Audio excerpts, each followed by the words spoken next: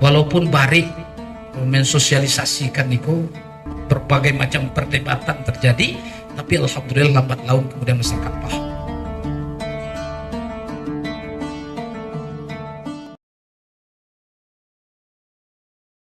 Karena sesungguhnya tidak ada yang kebetulan dalam hidup ini. Hadirnya Bapak dan Ibu bertemu, kita bertemu bersama-sama bersilaturahmi, ini bukanlah sebuah kebetulan. Tapi sebenarnya ini bahagian dari rahasia Lauh Mahfuz. Karena itu, maka mudah-mudahan ketika kita bertemu, ketika kita bersama, mudah-mudahan ada nilai-nilai maslahat dan manfaat yang kita ambil dan kita dapatkan dari pertemuan itu. Kemudian salawat salam kepada Nabi kita, kekasih kita, kekasih Allah, Nabi besar Muhammad sallallahu alaihi wasallam. Allahumma salli ala sayyidina Muhammad wa ala ali sayyidina Muhammad. Bapak-bapak dan ibu-ibu yang saya hormati, izinkan saya memulai membentangkan lapian, bukan menggurui kita semuanya, karena saya yakin dan percaya bapak-bapak dan ibu-ibu orang-orang yang luar biasa. Apalagi di Siko Mbocade banyak senior-senior Rambo, ada Zuljasmi, ada Ustadz Gusti, ada di belakang juga ini senior-senior Rambo seluruhnya. Maka ambo duduk di mukaku bukan menggurui sebetulnya, akan tetapi lebih kepada membentangkan lapian untuk kemudian kita kunyah-kunyah bersama, ya kita urung rembukan, kita ambil yang baik, kita tinggalkan yang tidak baik. Ukuran baik dan benar itu tentu adalah syariat agama kita. Nah, karena Allah sudah pilih syariat agama ini untuk kita ikuti. Baca Al-Jasiyah ayat 18, summa ja'alnaka ala syari'atin minal amri fattabi'ha wa la tattabi' ahwa'al ladzina la ya'lamun. Kemudian kami sudah jadikan kalian, kata Allah, berada dalam satu syariat namanya syariat Islam. Ya, dan kita bersyukur Allah tetapkan hati kita terhadap syariat itu. Pesan Allah apa? Fattabi'ha, maka ikutilah syariat itu secara kafah. Tidak setengah-tengah, tidak sebagian-sebagian, tidak namanan lama sandua celai gitu kan, naman tidak lama sandua dipatahi kan begitu. Ya, tapi ikutilah syariat itu secara kafah. Ya, wala tattabi' ahwa'al ladzina la ya'lamun. Jangan tergiur, terpengaruh untuk mengikuti kemauan orang-orang yang sama sekali tidak mengetahui, memahami syariat itu. Nah, hari ini banyak di tengah masyarakat kita, maka kita harus sangat berhati-hati. Bapak dan Ibu, kita berbicara satu amal yang sangat penting, satu amal yang sangat dicintai pada bulan Zulhijjah ini, amal kurban. Ya, amal kurban. Apa itu kurban? Kita sudah paham bahwa kurban itu adalah sembelihan dalam rangka untuk mentakarubkan diri kepada Allah Subhanahu wa taala. Dalam hukum Islam disebut dengan udhiyah. Udhiyah, sembelihan. Nah, sembelihan itu banyak dalam agama kita. Syariat penyembelihan itu ada beberapa.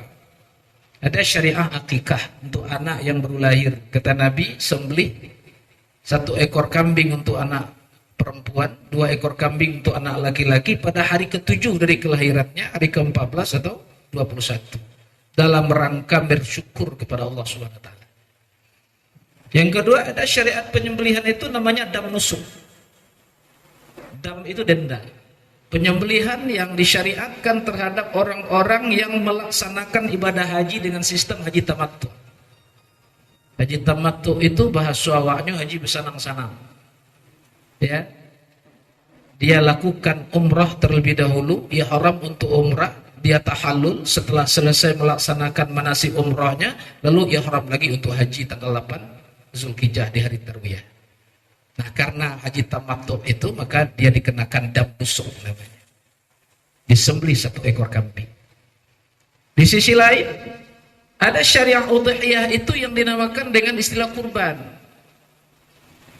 Nah, kurban yang waktu pelaksanaannya ditentukan oleh Allah dan Rasul hanya 4 hari saja. Tanggal 10 Zulhijjah, hari raya Idul Adha, kemudian tambah hari tasyrik yang 3, Sabale, 2 Bale, dan 3 Bale Zulhijjah. Maka kata Rasulullah, man kana lahu sa'ah, siapa saja yang punya kesanggupan. Batas kesanggupan itu macam-macam ulama menjelaskan. Ya. Tapi yang umum adalah batas kesanggupan itu adalah dia mampu, dia punya rezeki, punya kelapangan untuk hidup di hari raya itu ditambah hari tasyrik yang 3. Itu sudah tergolong sa'ah. Sudah tergolong dia punya kemampuan. Maka hendaklah ia berkurban. Kalau dia mampu tidak berkurban, fala yaqrabanna musallana. Kan begitu katanya. Jangan dekat kepada tempat salat. Maka Allah ingatkan, inna a'tainakal kautsar. Kami sudah beri kalian nikmat yang banyak. Terkait dengan nikmat itu 2 permintaan Allah. 1, fasholli li rabbik. Lakukan salat karena Tuhan. Maka soal nawaitu dalam salat Idul Adha itu sangat menentukan. Lakukan sholat hanya karena Tuhan. Apakah sholat 5 waktu tidak karena Tuhan? Ujung niat kita lafaznya lillahi ta'ala semua. Tapi akan berbeda halnya sholat 5 waktu dengan sholat hari raya. Kenapa? Hari raya biasa kita sikapi dengan sikap yang berbeda. Betul ada? Besok kalau hari raya itu baju rancak keluar, telakuang sentiang keluar. Kan begitu Bapak Ibu? Nah, orang tampil dengan segala macam atribut-atribut yang wah, yang mewah. Kan begitu? Maka jangan sampai kemudian penampilan fisik zahiriah gitu, lalu kemudian berpengaruh kepada nawaitu batin kita untuk menyembah Allah dengan salat sunat Idul Adha 2 rakaat. Maka Allah tekankan fasholli li rabbika. Lalu wanhar, berkurbanlah. Setelah melaksanakan ibadah sholat itu berkurbanlah. Apa hukum kurban? Mayoritas ulama mengatakan sunat muakkad. Tapi dalam mazhab Hanafi, kurban wajib bagi yang mampu. Tapi jumhur ulama mengatakan kurban itu adalah sunat muakkad. Lalu kita sudah berulang kali berkurban. Berulang kali berkurban. Saja awak sanggup awak lah berkorban. Tiap tahun kita berkorban. Sementara di kampung awak umpamanya ada hal lain yang membutuhkan biaya. Mas Haji sedang tabanggalai. Sampai bau tua alun selesai. Mana kemudian yang lebih utama berkorban daripada bersedekah? Nah, uang sekolah nak tiba dia. Nah, mana yang lebih afdal? Mayoritas ulama mengatakan bahwa pada hari raya Idul Adha 10 Zulhijjah ditambah hari tasyrik yang 3, wa tadhiyatu afdal minas sadaqah bi thamaniha atau bi qimatiha. Jadi berkurban ihrakid dam, mengalirkan darah hewan kurban itu. Setelah selesai sholat Idul Adha tambah hari tasyrik yang 3, 11, 12, 13 Zulhijjah itu afdol. Apa makna afdol itu? Lebih utama, lebih elok, lebih baik, lebih dicintai di sisi Allah Subhanahu wa taala minas sadaqati bi thamaniha, daripada bersedekah setara dengan harga hewan kurban itu. Jadi awak sanggup, awak punya piti 3 juta, berapa kurban sih ke Buya? 3 jutaan. Nah, 3 juta. Awak punya piti 3 juta. Rancak bos sedekah saya 3 juta kok tanggal 11 Zulhijjah. Ya enggak? Ketika orang minta infak, wakaf, sedekah hari raya itu, ambo sedekah 3 juta itu. Tapi kurban tidak satu. Mana yang lebih baik? Kata para ulama, wa tadhiyatu afdalu minas sadaqati bi thamaniha. Berkurban lebih baik daripada bersedekah sedekah setara dengan harga hewan kurban. Nah, apa alasannya? Kalaulah bersedekah lebih baik, tentu Nabi akan melakukan. Kan begitu? Tapi dalam sejarah semenjak syariat kurban ini disyariatkan kepada Nabi Muhammad, setiap tahun Rasulullah berkurban. Dan tak pernah Nabi kemudian menggantinya dengan sedekah. Nah, maka para ulama mengatakan bersedekah lebih baik. Apa? Berkorban lebih baik daripada sedekah. Ini mungkin perlu kita sampaikan kepada masyarakat untuk mendorong umat ikut serta menjadi peserta kurban. Nah.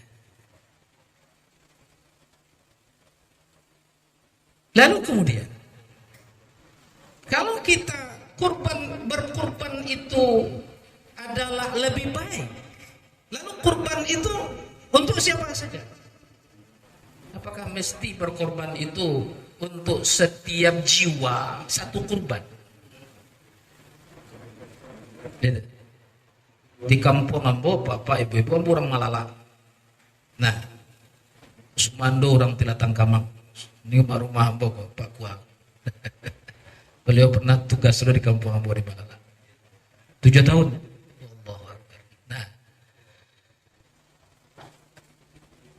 Di kampung ambo itu pemahaman masyarakat, kalau alun tujuh iku itu alun korban itu. Jadi korban nanti kata kalau alun tujuh iku kambiang atau si korban itu atulah cukui. Jadi nang korban tu si kambiang minimal untuk satu orang. Kan itu? Apakah betul seperti itu? Bolehkah kita berkurban 1 ekor kambing untuk 1 orang? Boleh. Bolehkah kita berkorban 1 sapi untuk 1 orang? Boleh. Tidak ada persoalan.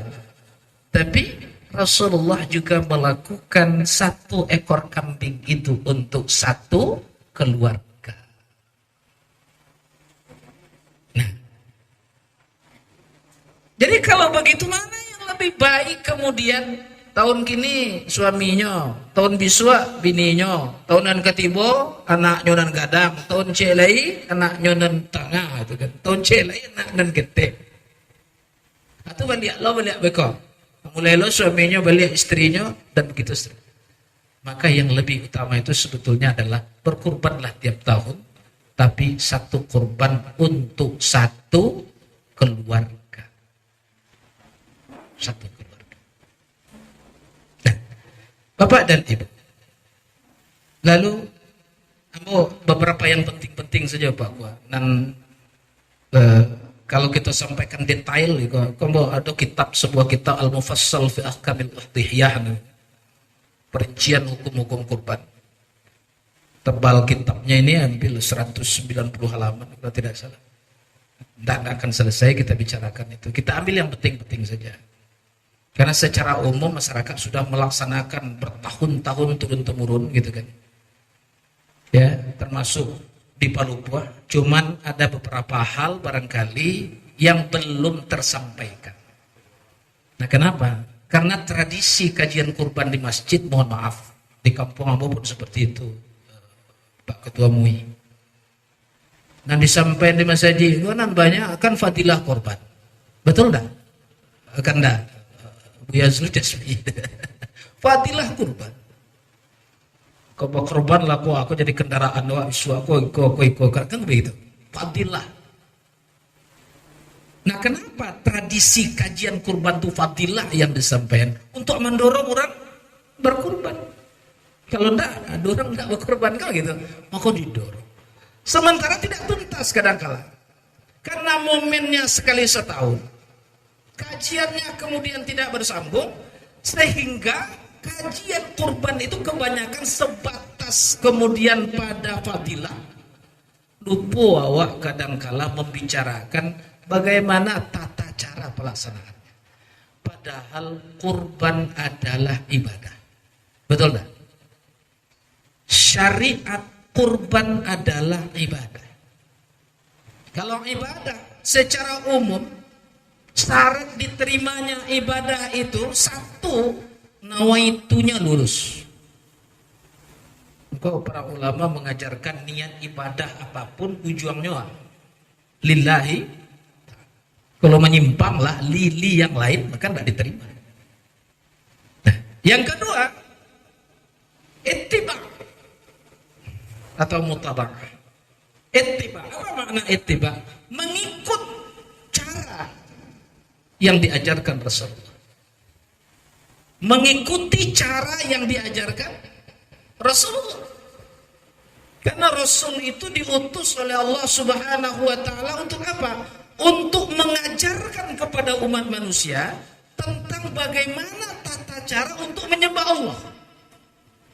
Itu salah satu hikmah diutusnya Rasul. Walladzi arsala rasulahu bil huda wa dinil haq liyuzhirahu 'ala ad-dini kullihi, untuk menjelaskan agama semua. Nah, karena sembelihan kurban ini adalah sembelihkan ibadah, bahagian dari aturan syariat agama, maka pelaksanaannya harus ittiba, mengikuti aturan syariat. Berkaitan dengan apanya? Satu, hewannya. Apa yang akan dikorbankan? Kalau itu tidak ada masalah deh. Awak pernah berkorban jo kambing, jo sapi dengan kerbau. Kalau junto ya tidak pernah orang Papua berkorban. Ada tidak orang Papua berkorban junto, Bapak Ibu? Oh, kumpul tu dah ada sih. Oh, ada untu sih gua korban lagi junto. Nah, Jawa ada sapi ya, dengan sapi. Tidak ada persoalan. Yang kedua terkait dengan waktunya. Kita sudah melakukan itu. Sudah terpenuhi ini. Tidak ada orang dan mandabi yang korban sebelum sembahyang. Ada enggak? Kan ada. Kabarangke sembahyang Idul Adha, korban banyak dan suah gak tikulu. Ada enggak gitu? Kan ada. Hah? Ajan tagage kan ada. Pasti kita melaksanakan penyembelihan hewan kurban itu setelah sholat Idul Adha. Tidak ada persoalan hewannya, tidak ada persoalan. Waktunya tidak ada persoalan. Yang ketiga, cara menyembelihnya. Kalau cara menabiahnya tidak ada persoalan. Kita sudah menyembelih dengan menghadapkan ke kiblat semampu kita. Kan begitu? Lalu kemudian kita sudah membaca Bismillahi Allahu Akbar. Kanlah itu. Didabiah dengan nama Allah, Bismillahi Allahu Akbar. Tidak ada persoalan. Cuman persoalannya di mana? Nah ini satu yang sering dipertanyakan oleh masyarakat tiap tahun adalah, Ambo akan masuk ke situ saja. Satu, bagaimana berkorban untuk mereka yang sudah tidak ada lagi? Itu orang dalam hati. Itu kan jadi perdebatan. Padahal kalau dikembalikan kepada konsep fikih tidak ada persoalan. Nah, tidak ada perdebatan. Kajinya lah jaleh di kalangan para ulama, cuma kemudian tidak tersampaikan secara utuh dan menyeluruh kepada umat. Itu saja.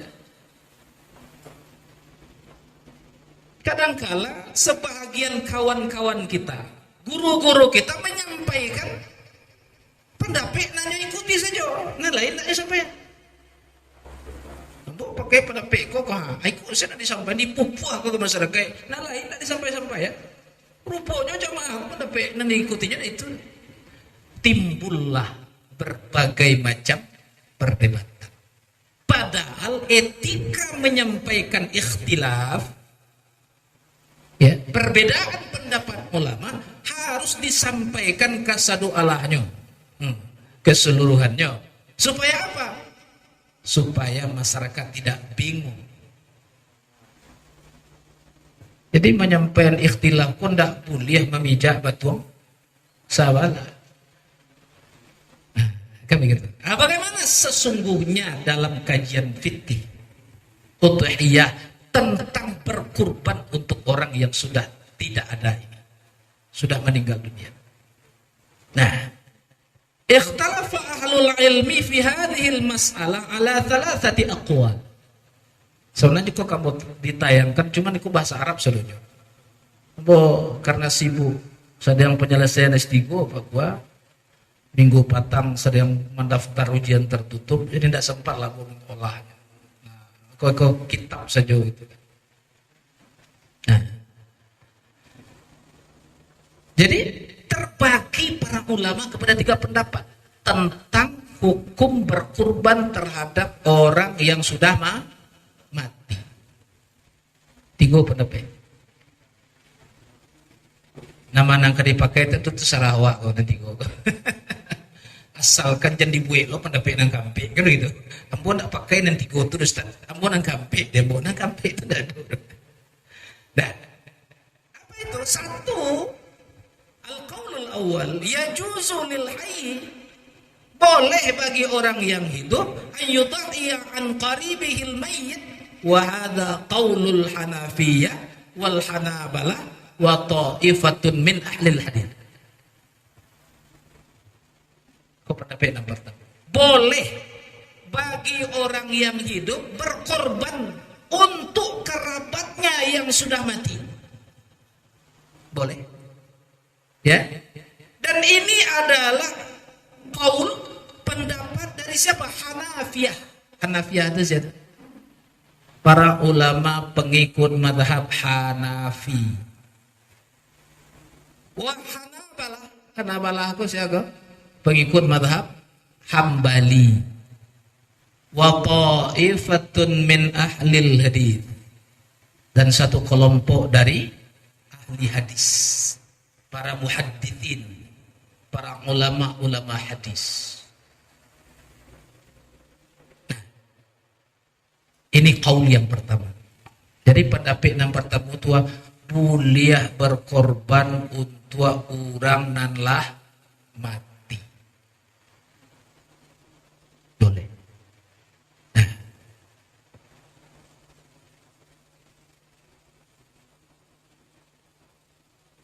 Wa qala sahibud dar al-mukhtaru min al-hanafiyah,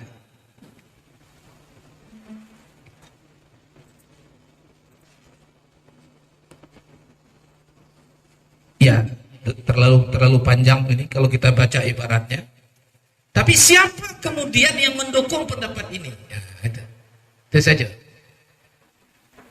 Pendapat tentang bolehnya berkurban terhadap orang-orang yang sudah meninggal dunia ini, Bapak dan Ibu, ini bahkan didukung oleh Imam Ibnu Taimiyah. Apa kok Ibnu Taimiyah? Aku nak bicarakan. Karena mohon maaf, Imam Ibnu Taimiyah kok banyak dijadikan rujukan oleh sahabat-sahabat kita, saudara-saudara kita yang kemudian banyak mengatakan ini bid'ah, itu bid'ah. Gitu. Ada bapak ibu-ibu mendengar di masyarakat, oh kok bid'ah kok? Ada enggak? Abahnya sana bid'ah kok gitu kan. Kok kerajuan kini kok bid'ah kok? Kan bid'ah kok Pak Buat. Aduh, Nabi Muhammad beraja pakai bangku, pakai mie dulu.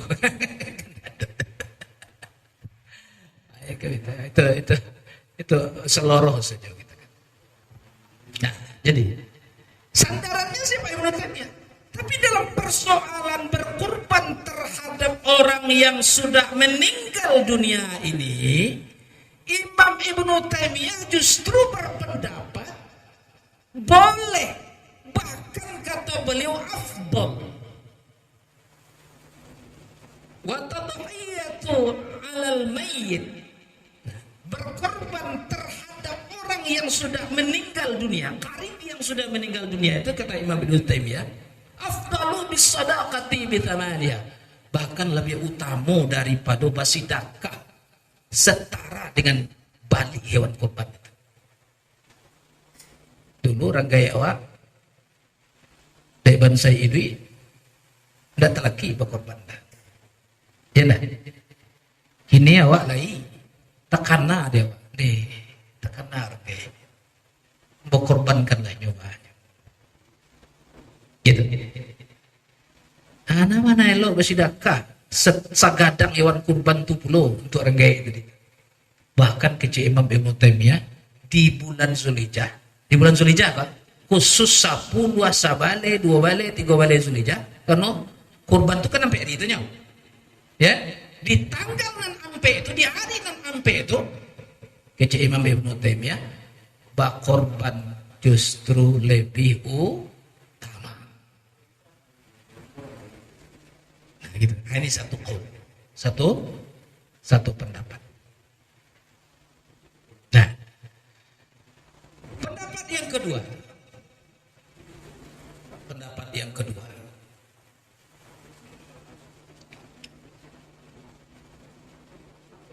Berkorban untuk orang yang mati itu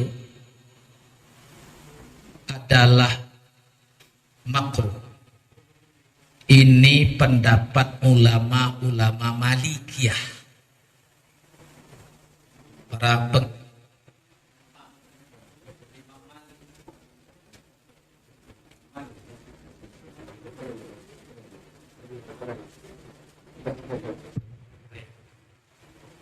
makruh. Nah, kalau makruh aku sampai ke haram dah. Ya itu enggak. Nah, singkat saja kita. Lalu yang ketiga, nah tapi wa ajazal malikiyah al-udhiyatu anil hayy wal mayyit. Tapi di kalangan malikiyah kok mulia kecilnya berkorban untuk orang yang mati itu bersamaan dengan korbannya orang hidup. Digabung. Ya, orang naik duit berkorban sekaligus untuk keluarganya nanlah meninggal. Cara seperti itu kecil Imam Malik mulia. Nah makruh itu nama kalau untuk diperuntukkan tersendiri untuk orang yang sudah meninggal dunia. Nah itu. Jadi pendapat Hanafiyah, Hanabalah tadi mulia nih tanpa syarat. Malikiyah makruh. Akan tetapi boleh kalau bersamaan. Sedangkan yang ketiga, al-qaul tsalis wa qala asy-Syafi'iyyah fil mu'taman 'indahum. Para pengikut mazhab Syafi'i yang dalam pendapat yang diperpegangi di antara mereka tidak sah berkorban terhadap mayit illa ayyusibiyah, kecuali kalau ada wasiat. Nah, kalau di kalangan Syafi'iyah tidak sah kecuali kalau ada wasiat. Nah, masing-masing tentu punya pegangan dan pijakan hukum yang kuat. Nah, maka Bapak dan Ibu, dengan 3 pendapat tentang hukum berkorban untuk mayat ini, maka kita tidak perlu menghakimi orang yang berbeda. Ya, nyo mendaftarkan kurban untuk orang gaibnya nalah ndak ada. Oh, berarti nyo pegang pendapat yang pertama. Kan gitu. Ada ngecean panitia korban tawarkan ndak tekan lagi korban untuk orang gaib. Oh dia pun ndak dia ada. Oh berarti nyo pegang pendapat yang ketiga. Kan gitu. Nah, nanti lain, ambo ke satu korban tapi sekaligus untuk keluarga pun ala ndak boleh. Berarti nyo paci pendapat kedua.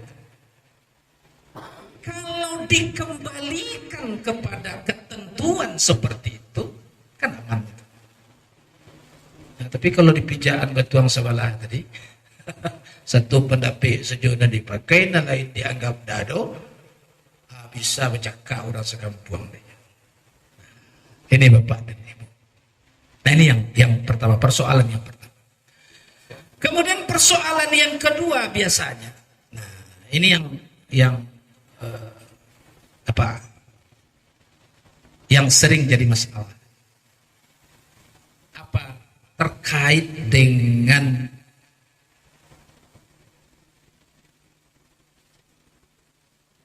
pekerja yang ikut serta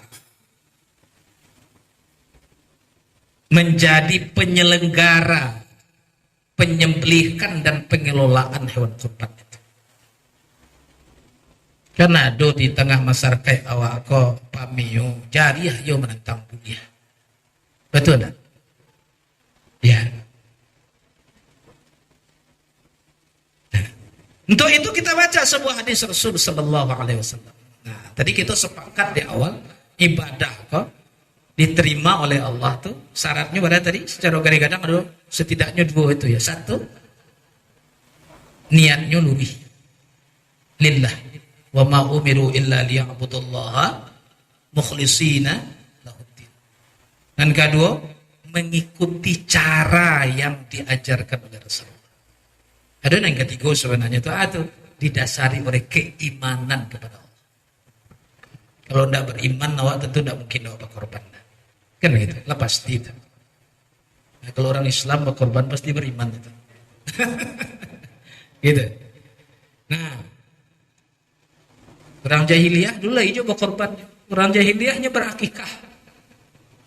Jadi syariat akikah itu ibu bapak sebenarnya diadopsi dari syariat orang jahiliyah. Tapi tujuannya diluruskan. Orang jahiliyah ketika lahir anaknya nyedabiah kambing. Lalu darah kambing itu dilumuan ke kepala anak. Kepala kambing itu dipersembahkan ke Lata dan Uzza. Berhala. Nah, maka diambil kode Islam, lalu kemudian diluruskan. Sembelihlah kurban itu karena kelahiran anak dalam rangka bersyukur kepada Allah Subhanahu wa taala. Nah, itu. Jadi kembali kepada yang tadi. Sebuah hadis Rasul sallallahu alaihi wasallam, hadis ini ketemu dalam Bukhari, ketemu juga dalam kitab Muslim. Walaupun dengan redaksi yang kurang lebih berbeda, tapi maknanya sama. Salah satu lafaznya kita baca. Hadis ini dari Ali bin Abi Thalib radhiyallahu anhu. Ali itu adalah minantu Nabi. Ya. Ali itu adalah anak paman Rasul. Betul. Ali itu adalah Khalifah Rasyidin dan sampai Ali itu digelari karena Allah wajah. Sepanjang hayat konon tidak pernah melihat auratnya sendiri. Maka dinamakan digelari karena Allah wajah.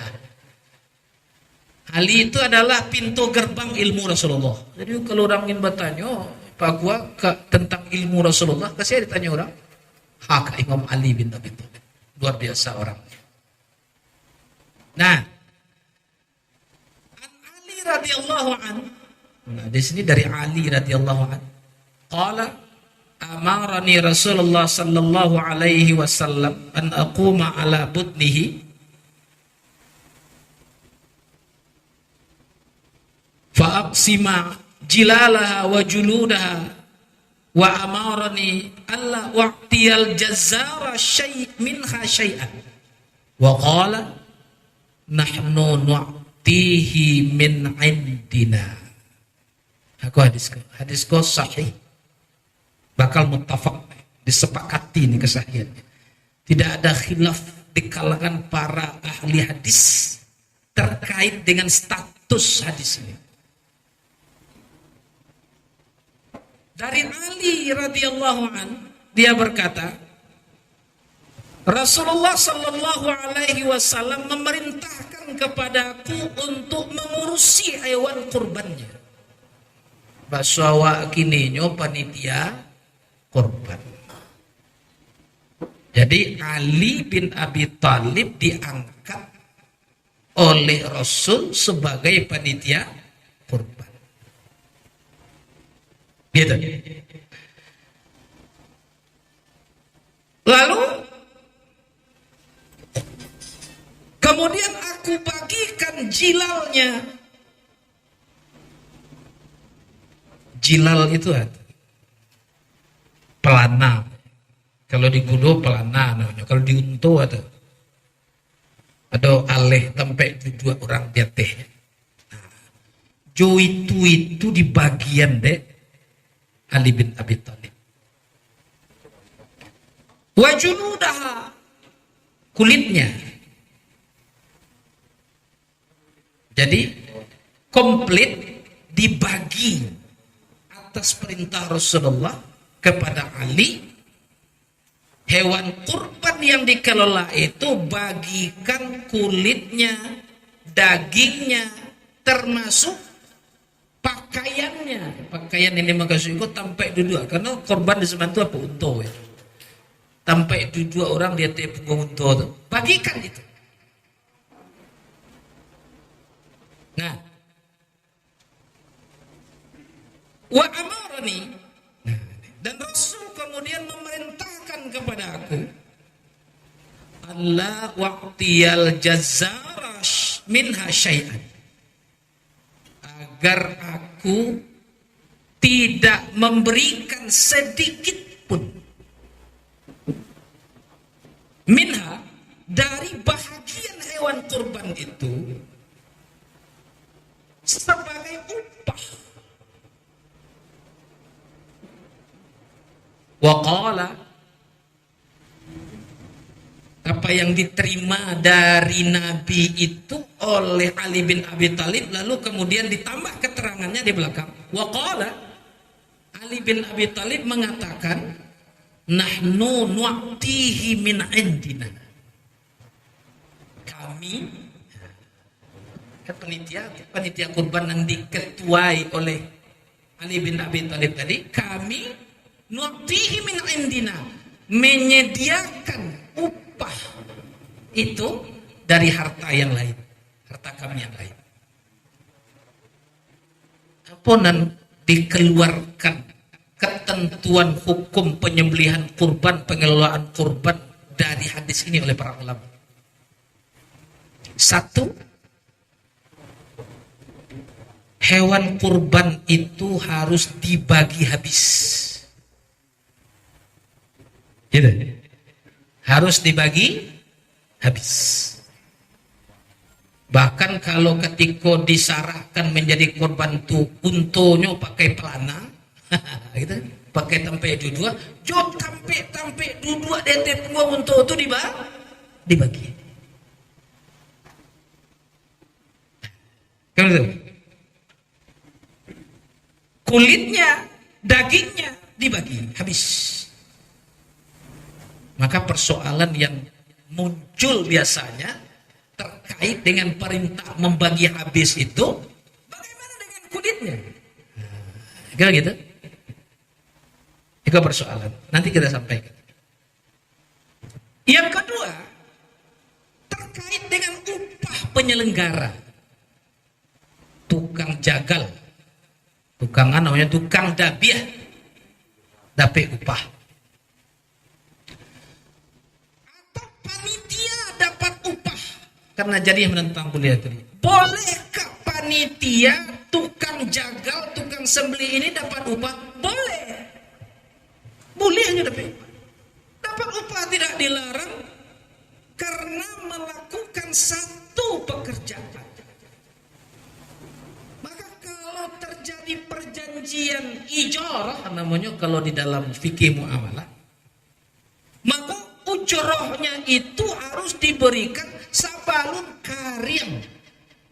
Aku namanya karinge si pekerja itu lantaran mengerajokan pekerjaan.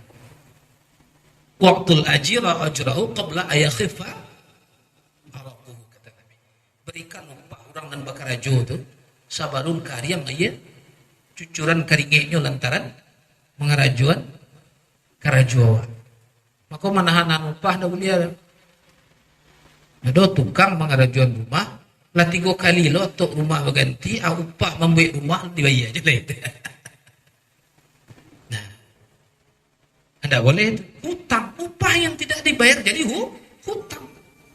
Kalau mati orang nambah hutang upah itu, maka dikaluan hutang itu dahulu dari harta peninggalan.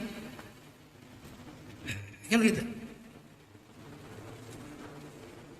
Jadi kalau akadnya upah mengupah, kelolalah hewan kurban ini, maka kami upah. Boleh dia terima upah? Boleh. Tukang sembelih boleh terima upah. Penyelenggara panitia boleh terima upah. Oh, kami tidak biasa upah, Pak. Kalau tidak biasa tidak ada persoalan, kan itu. Tapi kan begitu. Pakai apa diupah? Nah, yang dilarang bukan mengupah. Yang dilarang menjadikan bahagian hewan kurban itu sebagai upah. Itu yang dilarang. Karena jelas wa amarani Allah waqtiyal jazaras minha syai'an. Jadi ketika panitia kurban kau di briefing oleh Nabi. Nah, di briefing kok rapi terakhir, katakanlah begitu. Rapi terakhir sebelum hari H, diwanti-wanti dek Nabi ke Ali bin Abi Thalib, diperintahkan, bahasanya wa amarani. Nabi memerintahkan kamu. Kalau perintah dari Nabi, hukum melaksanakannya apa? Sami'na wa ata'na, ati' Allah wa ati'ur Rasul wa ulil amri minkum wa in tanaza'tum fi syai'in farudduhu ila Allah wa Rasul. An-Nisa 59. Taati Allah, taati Rasul, para pemimpin di antara kamu. Kalau ada persoalan, kembalikan kepada Allah dan Rasulnya. Apa maknanya? Caliak balik Quran, caliak balik hadis. Kalau tidak bisa memahami secara langsung, mencari duduk hukumnya terhadap yang diperselisihkan itu secara langsung dari nas, dari sumbernya. Fas'alu ahla dzikri in kuntum la ta'lamun. Tanya orang yang tahu kalau kamu tidak tahu. Tanya ulama. Maka ini sudah pas, ini dikumpulkan dalam forum majelis ulama. Nah, Bapak dan Ibu yang saya hormati. Jadi satu prinsipnya mulia, tapi upah mulia. Nanda mulia adalah menjadikan hewan kurban sebagai upah. Maka tukang sembelih bolehkah dapat upah? Boleh, tapi tidak mulia diupah dengan hewan kurban itu. Nah, kan tradisi kebiasaan lama. Tak boleh disabui ada ilmu pusa-pusa ndak tahu mbu, ya nak. Hendak tukang dabiah dapat kapalo. Betul ndak Bapak Ibu? Nah, mbu ketika di pesantren dulu tekan aja tuh Pak Kuah dek kaji gulung sampai ketika itu le, bawa kapalo pulang. 3 bantiang mambu dabiah, ampe kapalo bawa pulang. Kapalo bantiang 3, kapalo amboce. Kan begitu. Tukang sembelih dapat kepala, tukang sembelih dapat kulit, tukang sembelih dapat daging.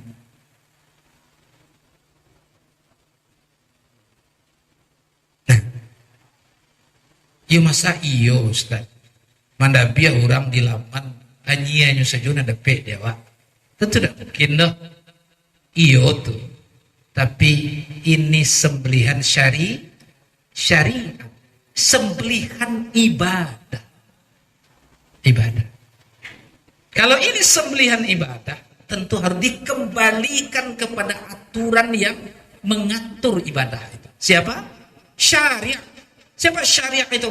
Allah dan Rasul.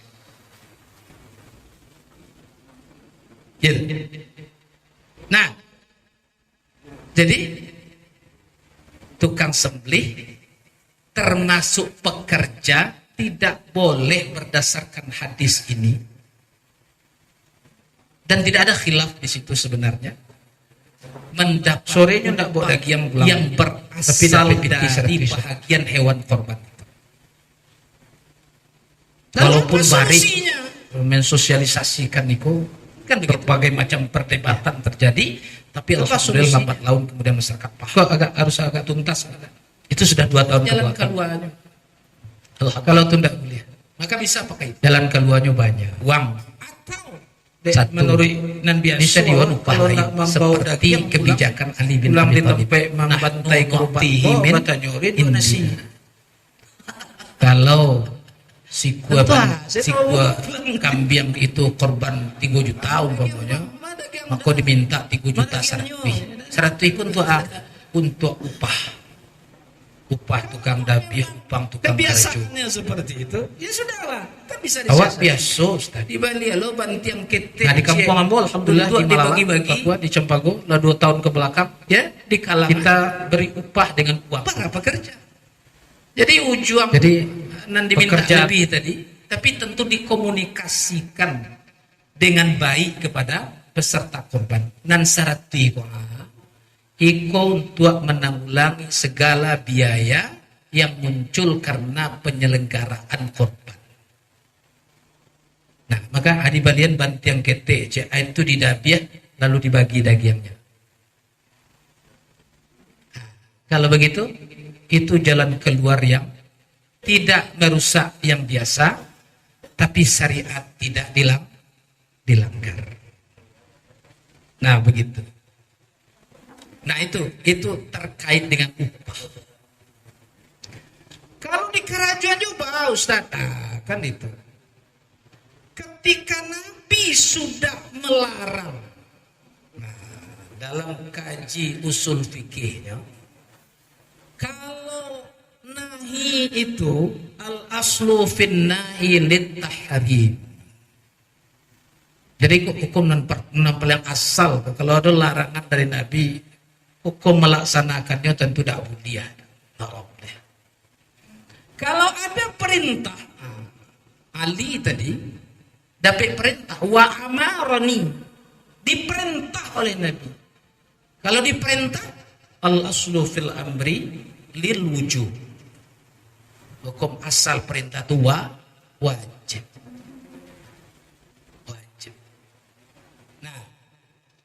Nah itu yang pertama. Jadi Bapak dan Ibu, tidak ada khilaf di situ sebetulnya tentang larangan menjadikan hewan kurban sebagai upah. Kemudian terkait dengan kulit tadi, karena disuruh membagi kulitnya dan daging. Ya. Boleh silakan Ustaz Buya. Assalamualaikum warahmatullahi wabarakatuh. Assalamualaikum warahmatullahi wabarakatuh. Berkenaan dengan upah bagi pelaksana korban tadi atau panitia, tadi tidak ada celahnya untuk panitia-panitia itu untuk menerima upah dari daging atau hewan kurban. Ya. Bagaimana kalau disiasati begini, Bu ya? Ya. Si korban itu, si pekorban itu kan dia punya hak untuk membawa daging sebahagian pulang, sepertiga pulang. Bagaimana yang sepertiga itu kita siasati dengan panitia korban, bahwa Bapak kan dapat daging nanti sepertiga misalnya. Kalau di kampung-kampung, kalau di kampung saya tuh diberi kira-kira 2 kilo per orang. Sebenarnya 2 kilo kan ada sepertiga namanya. Jadi yang sepertiga ini kita siasati dengan panitia dan si pekorban tadi untuk sebagai mungkin pemberian nanti dari si pekorban atau sebagai upah atau namanya kita alih, Bu ya. Sekian saja, Bu ya. Ya. Harus dibedakan nanti hadiah, sedekah dengan upah. Kalau disiasati dengan cara seperti itu, dan ada perjanjian, kan ada perjanjian tuh. Dan seperti goko beko, tolong Pak Sisihan tua panitia. Itu walaupun jalannya berbeda, tujuannya sama aja. Nah, rawan. Jadi kita boleh berhelah di dalam agama ini. Akan tetapi helahnya tidak menabrak syariat. Jadi kan upah terselubung juga namanya tuh. Ya, upah terselubung juga karena dibunyikan tadi. Untuk siapa? Panitia. Untuk siapa? Pekerja. Nah, artinya apa? Kalaulah dia bukan mengerjakan hewan korban itu, apakah dia dapat itu? Kan hendaknya. Tidak dapat. Nah, tidak ada peknya. Kan begitu tuh. Jadi diputar jalannya, tapi sebenarnya isinya kemudian itu juga. Nah, maka jalan keluar, aku mau sampaikan alternatif. Satu tadi bisa dengan uang. Kalau jariah menentang, boleh. Dan kedua bisa aja dengan daging, tapi bukan daging korban. Itu banyak dilakukan di daerah Bukit Tinggi. Sebetulnya kalau di Bukit Tinggi, itulah lamo. Bo ingin sosialisasi tentang ikoko sekitar 15 tahun yang lalu. Bukit Tinggi, kita turun tim dari MUI, zaman ketua MUI masih Kandak Dr. Zainuddin Tanjung. Itu sudah, alhamdulillah kalau di Bukit Tinggi sudah clear lah itu. Sudah clear dan di sebagian Kabupaten Agam. Jadi apa jalan keluarnya yang tadi? Kalau tidak nyaman dengan upah uang tadi, tidak biasa, raso ba'alo atau ya nah, wah membantu membantai korban, dapat pitif lang. Kalau tidak nyaman dengan itu, solusinya daging tadi. Ya, bisa dibuat bantiang, ketek atau hewan, tapi bukan hewan kurban yang kita sembelih untuk para pekerja. Solusi dan ketiga nanti kerajuan orang juga atau nyobali dagian pemesan dagian. Kalau bantiang dibeli mahal nah. Maka dibali dagian dan dibali kolah dan kemudian dijadikan jariah menentang buliah tadi terhadap para pekerja yang mengurusi pelaksanaan hewan kurban itu. Aku jalan keluar. Beberapa alternatif itu amboraso adalah solusi cantik. Ya, solusi yang baik, tidak merusak perasaan yang sudah biasa di tengah masyarakat, akan tetapi aturan syariat kemudian tidak ditabrak. Gitu. Nah itu Bapak. Model itu barangkali ya, oke.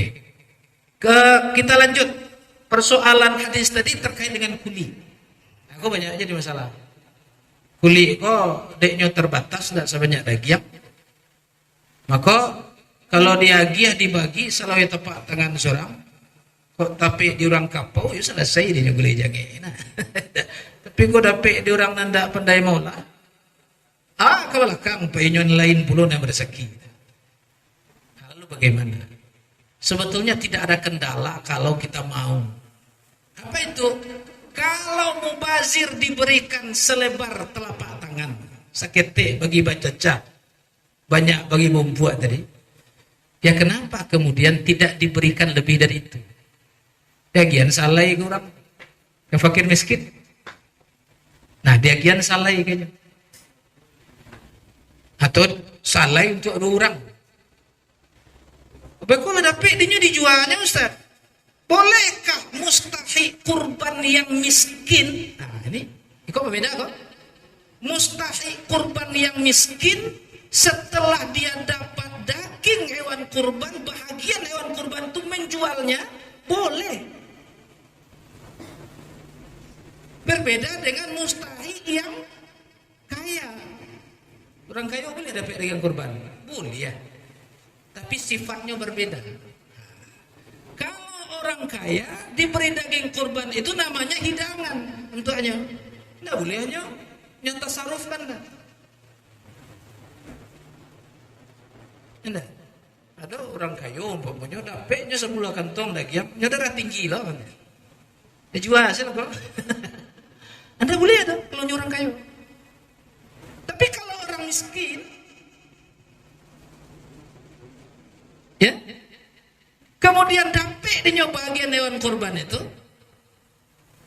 dia jual, berdosa dia? Tidak. Kenapa? Itu milik. Jadi daging hewan kurban nala di sana itu jadi miliknya. Kalau nyo milik, maka ada hak tasarruf dia. Bolehnya sedekahkan, boleh bahkan nyo Jadi terkait dengan kulit tadi, yo kalau rasanya mubazir dia giah dibagi salawai tepat dengan surang gitu kan, maka wagiahlah lebih dari itu. Kok salai berdua atau salai surang, kok karipanganyo itu serah. Kan seperti itu. Itu hak. Ada yang kemudian memakai satu kaul dalam mazhab Hanafi. Apa itu? Dijual dan kemudian hasil penjualannya dikembalikan kepada fuqara wal masakin. Ada juga yang memakai seperti itu.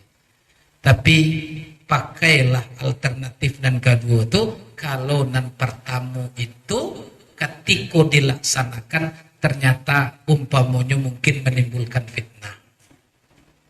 Ayo lama aslinya udah pe-nya. Ya nah, si gua salai kuli habisnya juga lain apa? Timbul gonjang-ganjing. Nah, kalau timbul gonjang-ganjing tentu daf'ul mafasid muqaddam ala jalbil masalih. Ya, menolakkan kerusakan lebih utama daripada berbuat kebaikan. Nah begitu. Nah, ini Bapak dan Ibu beberapa persoalan barangkali yang sering muncul dalam pengalaman tahunan kita di tengah masyarakat terkait dengan proses penyelenggaraan, penyembelihan dan distribusi hewan kurban. Nah, kalau syarat hewan kurban bagaimana kesehatannya itu nanti orang giliran petugas kesehatan. Ya walaupun Nabi yang dijalankan petugas kesehatan itu kan syariat sebenarnya tuh. Ya nah, karena Nabi menyuruh pilih hewan kurban itu yang gapuak, yang sehat, yang tidak cacat, yang tidak jelek matanya, yang tidak pincang, kakinya yang tidak kurus badannya. Kan itu tuh. Oke, Bapak dan Ibu silakan kalau ada persoalan. Silakan Ustaz Adi Muko. Ya.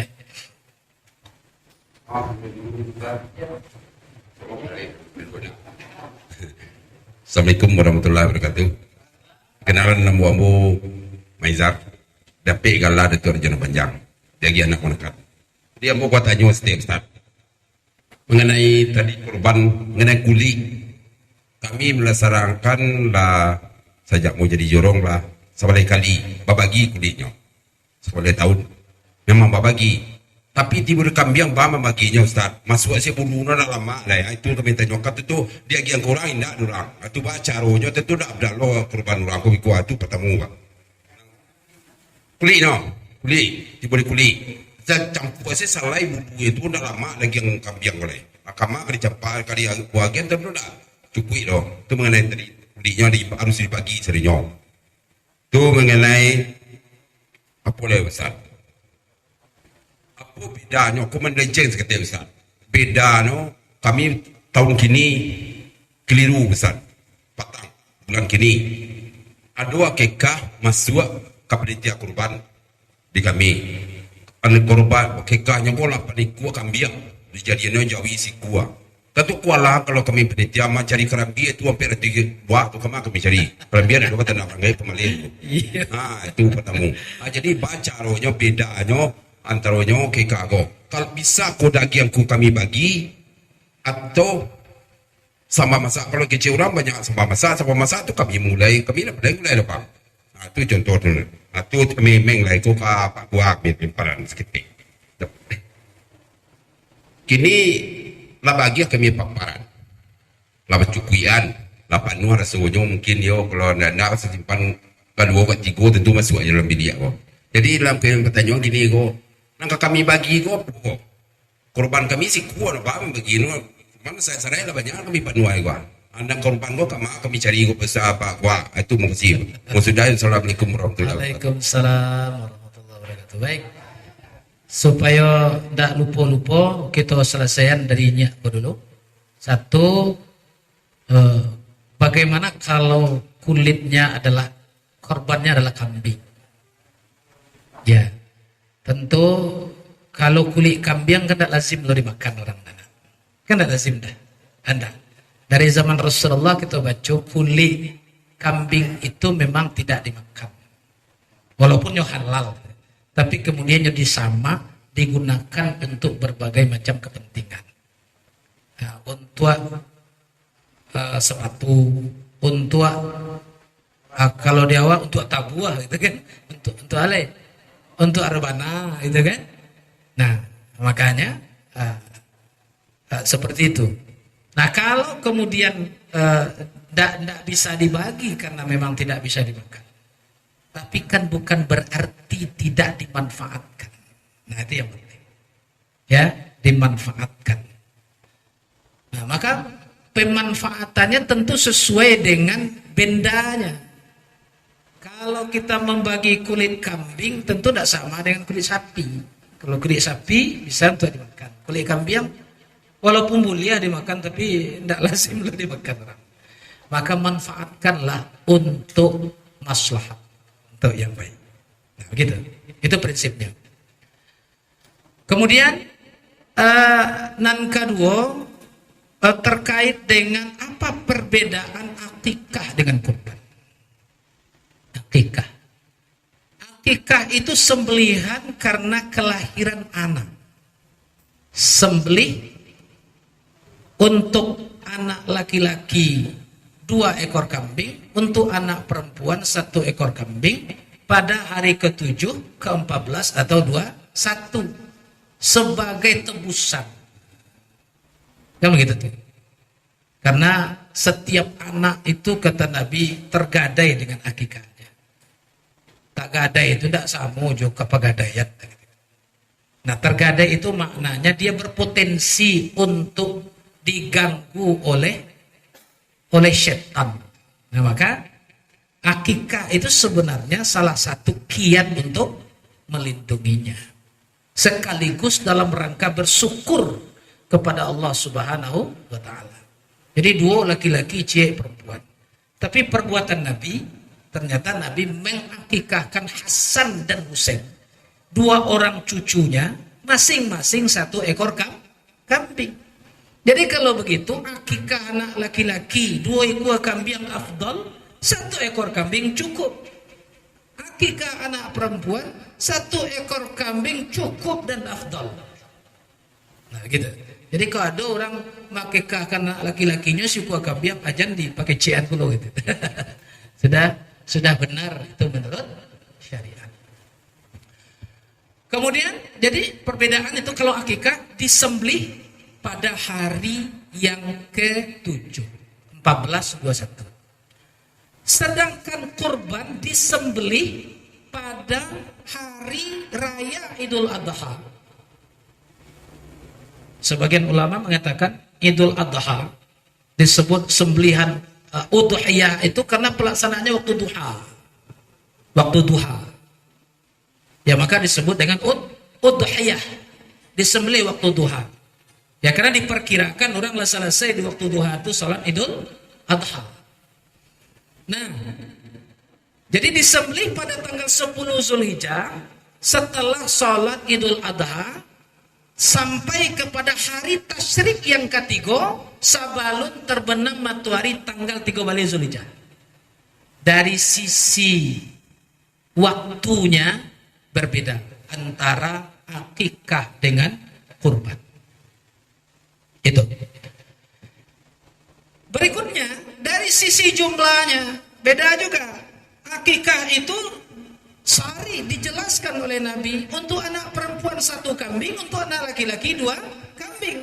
Dalam perbuatan Nabi untuk anak laki-laki ada kalanya satu kambing. Tapi kurban boleh 1 kambing untuk 1 keluarga. Nah, itu dari sisi jumlah. Itu perbedaan. Kemudian dari sisi distribusi, penyaluran. Kalau akikah dibagi dalam keadaan masak, sedangkan kurban dibagi dalam keadaan mentah. Nah, kan begitu. Jadi kalau akikah kemudian dijadikan 1 ekor sapi, nah, walaupun hukum asal akikah kambing.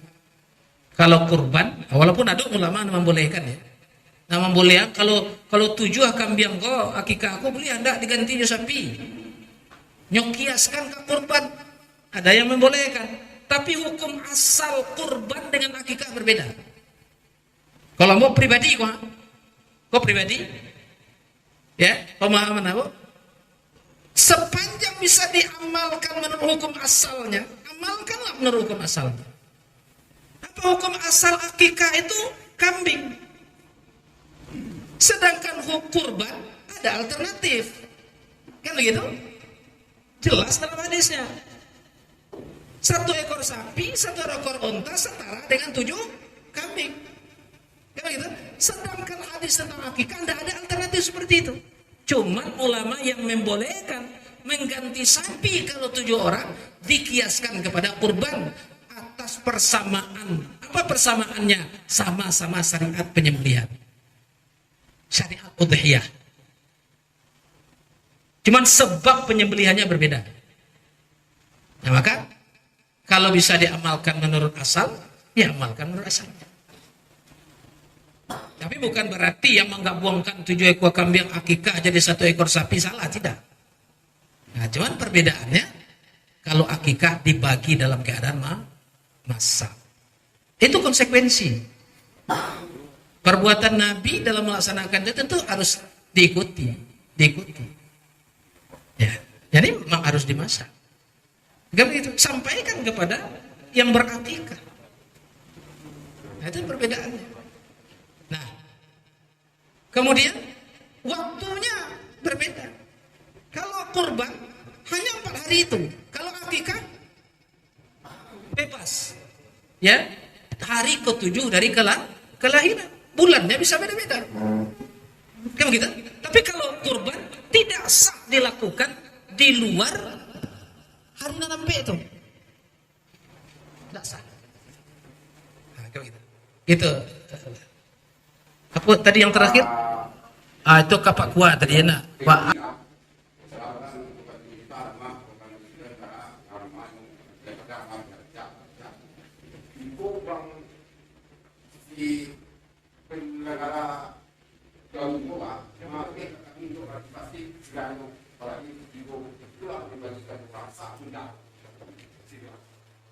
Panitia kurban itu melaksanakan sesuatu karena taukil. Akadnya sebenarnya antara peserta kurban dengan panitia wakalah. Wakalah kok ada wakalah bil ujrah, ada wakalah yang tidak pakai ujrah. Kalau wakalah bil ujrah kok karena diwakiakan, mewakili, makanya dapat upah. Kan gitu? Ada mana tidak? Wakalah, ya karena ini ibadah, ya sudahlah. Maka yang diwakilkan, yang boleh dilaksanakan sesuai dengan apa yang diwakilkan. Kan begitu? Apakah kemudian termasuk yang diwakilkan itu yang seperti tadi? Kalau tidak, solusinya ada. Apa solusinya? Komunikasikan dengan yang memberi wakil. Sampaikan. Nah, jadi dalam rape sampaikan. Awak kok dapet kok sebenarnya kan wajib membeli itu siapa? Kan peserta. Panitia mendapat pelimpahan kewenangan. Ya, menjadi wakil peserta korban. Maka perbuatan hukum yang dilakukan oleh panitia sebetulnya mewakili perbuatan yang dilimpahkan oleh peserta. Kan begitu. Jadi komunikasikan, itu solusinya. Ustaz, barangkali ada seiring dengan pertanyaan beliau tadi, karena panitia adalah wakil dari peserta kurban, itu kan segala sesuatunya. Andaikan nanti ada kelebihan uang atau ada sesuatu yang minus dari situ, umpama ketika kita belikan jawi untuk 7 orang di kelompok A, katakan seperti itu, harga jawi itu 7,5. Ketika di kelompok B yang 7 orang kok harga jawi itu dapat 6,5 dan lain sebagainya. Lalu tentu ada kelebihan masing-masing atau ada mungkin beko yang kurang. Ditutup punya opiti orang tentu tidak mungkin. dek siko jawi ko gadang DPR ko 22 pitih ko bala biaya ko ka ditumbak ka sikon itu nggak mungkin. Satu. Yang kedua, ketika nanti panitia menerima wakil dari 7 peserta, lalu bantiang dung mati, saya yang akan nanti. Nah, kan masalah nanti itu. Jadi berwakil itu mungkin harus sejernih-jernihnya, sejelas-jelasnya. Ya. Mungkin bahas solusi itu. Kau mati ya nanti saya akan mengganti itu panitia nanti. Ya, jadi memang betul itu.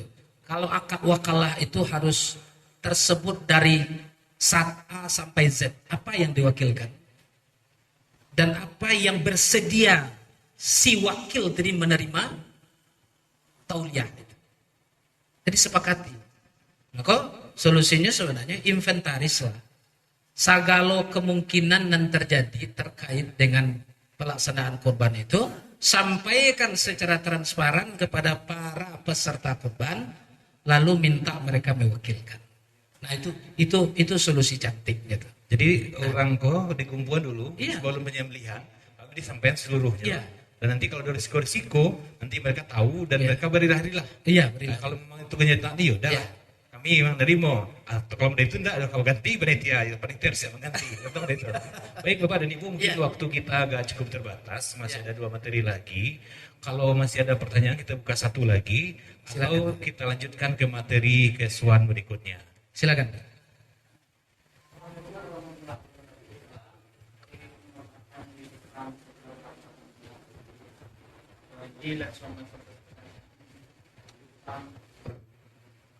Tentang penyembelihan atau pembagian hewan kurban. Jadi yang sendiri nemo gala Datuk Bandaro, pengurus masjid Nurul Amal Anggi yang mewakili dua dari Anggi. Jadi nan gak kurang paham atau minta keterangan dari Buya tentang upah. Jadi upah maksud juga gini nan lah terlangsung selama goda Buya. Pekerja ko dalam 1 ekor jawi, tentu orang ingin masuk sana, misalnya ke 10 orang. Jadi 10 orang ko jadi daging malah di bagian di sana awak mambian dalam 1 cikgu bantiang misal 10 kupon. Jadi kuponnya di lebihan 5 balik. Dia ada pekerjaan yang lebih mau. Jadi daging lah dijadikan jari menantang beliau itulah kira Pak. Ya. Jadi pelaksanaan baan nan sewajano menurut syar'i nan sah. Jadi kok seandainya selama mungkin kami tidak tahu atau kurang paham, nah, jadi baan nan sarancak atau piti dia puan, nah, itu abia. Jadi terima kasih. Assalamualaikum warahmatullahi wabarakatuh. Assalamualaikum warahmatullahi wabarakatuh. Salamoko nalah terlanjur kita pulangkan ke Allah. Kita mungkin tidak berilmu, tidak paham tentang itu. Kita mohon ampun kepada Allah SWT. Tapi setelah kita mengetahui, tentu amalkanlah sesuai dengan aturan syariat. Karena ini sembelihan ibadah. Nah, tadilah kita sampaikan. Jadi bentuk upah itu macam-macam cara. Ada kupon di lebihan. Artinya, inyo dapat kupon yang berbeda dari kupon pada umumnya karena bekerja. Kan begitu? Artinya secara tidak langsung, kupon itu adalah daging yang dapat karena kupon yang berbeda tadi itu sebenarnya adalah upah. Jariah menentang dia. Jadi bahasa jalenya upah. Kalau nyo ndak kerja ndak dapat itu dah. Kan begitu. Maka apa jalan keluar? Tadilah ada beberapa alternatif. Ya bisa upah dengan uang. Bisa juga dengan daging, tapi bukan daging korban. Nah, ya disampaikan ke peserta kurban. Kalau di tempat lain sudah mulai itu Pak, sudah lama itu dilaksanakan. Ya kalau perkiraan arago 1 kambing kini kok 3 juta, maka diminta ke peserta kurban itu oleh panitia 3.200.000. Tapi disampaikan dan 200 kok untuk menanggulangi segala biaya yang timbul karena pelaksanaan korban. Biaya tuh plastik tadi biaya tuh. Nah, nan kedua biaya tuh kopi tukang garajoko biaya tuh. Makannya biaya tuh. Enak. Kemudian alai tukang dabi kalau datangkan dari rumah potong biaya tuh. Alai umpamanya. Pokoknya sagalo biaya. Termasuk upah bekerja. Jadi nan 200 itu tidak pitih korban, tapi pitih untuk menanggulangi segala biaya yang timbul karena penyelenggaraan penyembelihan hewan kurban. Ustaz, terima kasih. Barangkali agak Ya. mungkin agak menyalik lo pertanyaan kecil masih ada di Siko kalau untuk kurban lalu sebelum dibagi daging kau diambil agak sapa diwa sakanca dimulai bersama-sama makan sekampung Allahnya.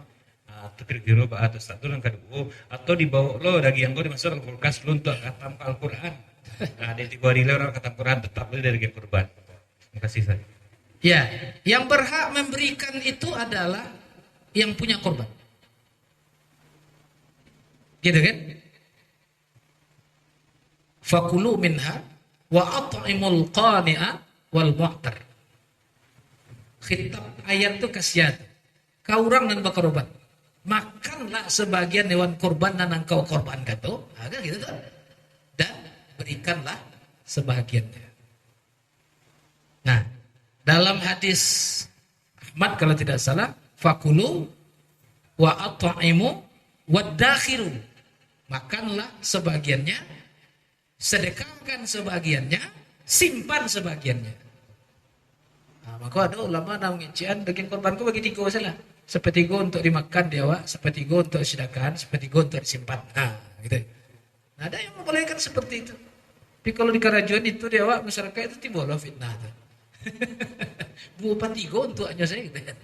Nah, Bapak dan Ibu. Jadi itu solusi tadi Pak. Upah itu boleh dengan.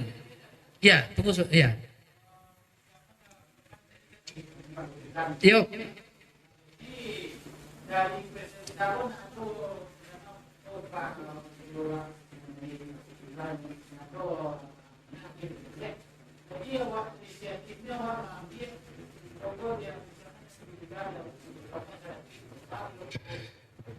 Tadi yang mau katakan bahwa sebagai wakil dari peserta kita hanya berwenang melakukan yang diwakilkan. Kalau lain diwakilkan seperti itu tidak ada persoalan. Tapi tidak ada diwakilkan dah. Untuk mengajukan terkait itu Abu Isa sudah tidak ada kewenangan kita. Nah, maka solusinya musyawarah dipayuan secara terang benderang dengan peserta korban. Nah begitu. Kemudian dari Ustadz Akmal terkait dengan nangka dimakan bersama-sama. Selesai di tapi bantianan pertama dibawa masuk ke kancah dulu ya. Boleh memakan itu bersama boleh, tapi ada jalannya. Kumpuakan dahulu orang nan punyo bantiang nan pertama tadi 7 orang kan 7 orang tuh. Akencian kanyo. Oi Pak, apa ibu-ibu kau kan bantiang kau para apa ibu-ibu bertuju apa? Kami minta ya sebahagian daging bantiang apa ibu-ibu kau ya untuk dinikmati bersama-sama. Kadi masa. Kalau gua dimului lari di tampuan, silakan. Tapi nyong tak bisa loh. Atukan lain.